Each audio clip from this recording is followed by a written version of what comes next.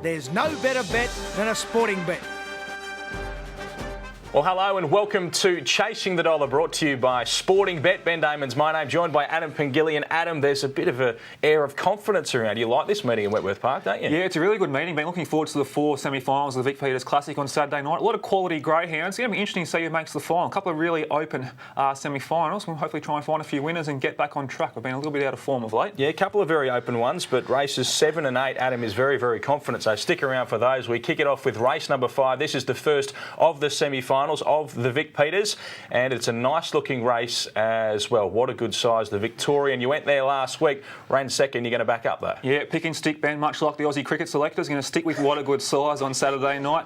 He had his colours lowered by Royal Sprite in the heat of the Vic Peters. He just got a little bump going through the first turn, lost a little bit of momentum and couldn't quite keep up with Royal Sprite on the top corner. I think he's a much better greyhound for having his first look at Wentworth Park. I think the box draw's not too bad either. No speed on his outside. If he can manage to cross Gimme Fuel in the first 30 or 40 metres, he might take a power of catching. So happy to make What a Good Size my top pick. Number 3, Ding's Chance, is a big improver for mine. He was extremely disappointing last week, went slowly away, finished 6th or 7th in his heat, and very lucky there was only 6 heats, so you can get a run in the semi-final. He looks like an absolute dream run on paper here, with King Cobber on his outside, pushing off the track in the first 40 to 50 metres and no speed on his inside. Watch for him to be the big improver in the race, so I've included him in my top 2. Number 5, Gimme Fuel. Now, if he came up with a box, he would have clearly been my top pick. I've got some real reservations about the box draw here. He's drawn the wrong side of King Cobber. What a good size. Going to be crushing down him in the early stages. Happy to bet around him here for this race. And number 4, King Cobber, goes in for 4th. But my numbers are 6, 3, 5 and 4. Well, that'll take us to race number 6 on the program. It is the second of the semi-finals of the Vic Peters. Now, Zipping Willow has been sacked, never to be backed again. Yeah, not this week, Ben. I don't have sacked for all time, but I'm definitely not going to be making my top pick in this race. This is a cracking semi-final, actually.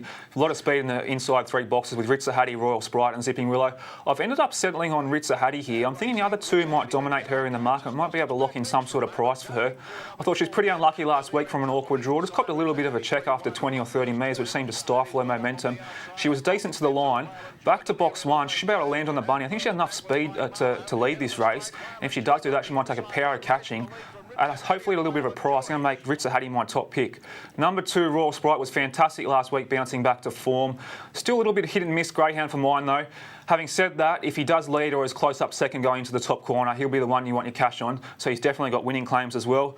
Number 3, Zipping Willow, included her for 3rd. She got a ton of ability, just won't seem to go past a greyhound at the moment. Had chances in her last 2 starts, but just won't seem to go past a greyhound. So she goes in for 3rd. Number 5, Belfast Johnny, for your wider multiples. But I'm pretty keen on number 1, Ritzahati, and hopefully at some sort of price as well. Let's look at race number 7. This is the 3rd of the semi-finals of the Vic Peters, the 3rd leg of the quaddie as well. And Avondale Porsche now 9 from 9, including 4 of 4 at Wentworth Park. Absolutely flying at the moment, and just wins here. Yeah, I had a few concerns about it last week, Ben, but no such concerns this week. She certainly proved me wrong. I think if you have a look at the heat field she faced last week, you can almost say the semi-final field's far inferior. You take Zipping Willow out of the equation, Premier Moz and Ritzahati are there again. She should be able to have the measure of them. Drawn a little bit close to the rails as well. Quite simply, I think she just wins this race. She jumps, lands on the bunny, dictates from out in front, and should be far too good. If you're looking for a Quinella dog, I reckon number 8, Living Proof, might be the one. Drawn pretty handily out wide on the track. Should be able to charge down the centre, go into the first turn and be really prominent. Good chance to finish second behind Avondale Porsche, I think. Number 7, Ritzahati, has a huge motor to compensate for his lack of early speed. Thrown him in for 3rd. And number 6, Frosty Vintage, will be better for her first run in a few months last week. But I just can't see any way they're going to beat number 2, Avondale Porsche. And the final leg of the quaddie is the last of the semi-finals of the Vic Peters. This is the way that it looks, and you're very confident in one here as well. Yeah, that's right, Ben. Much like Avondale Porsche in the semi-final before, finding it really hard to see number 6, Buckle Up Wes, getting beat here. Thought it was a really professional effort last week. Jumped cleanly, got to the lead through the first turn, was never going to get beat down the back straight. Having drawn out a bit wider on the track, there's not a whole lot of speed around him here. I think he can probably dictate this race from in front and should be winning. If there is some sort of danger, it might come from number 4, Evil Punk, who I thought was absolutely tremendous last week after being squeezed early. Really motored home late, and if with a little bit of luck, should be in the finish here. Number 2, Another Call, goes in for 3rd. Not a whole lot of speed drawn on the inside. Should get plenty of favours and be prominent early.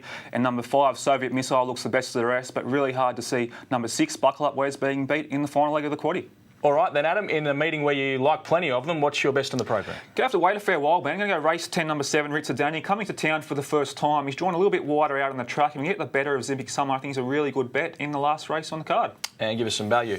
Yeah, just hoping race 6, number 1, Ritzer Hattie might be able to get out to some sort of price if Royal Sprite and Zipping Willow dominate the market. So happy to go with race 6, number 1, Ritzer Hattie. Okay, and take us through the quaddie, which I think you believe is quite gettable. Yeah, I think it's very gettable this week. I think the last 2 legs are trim-up legs. So going to play really wide in the first leg and go with What a Good Size, Ding's Chance, Gimme Fuel and King Cobber.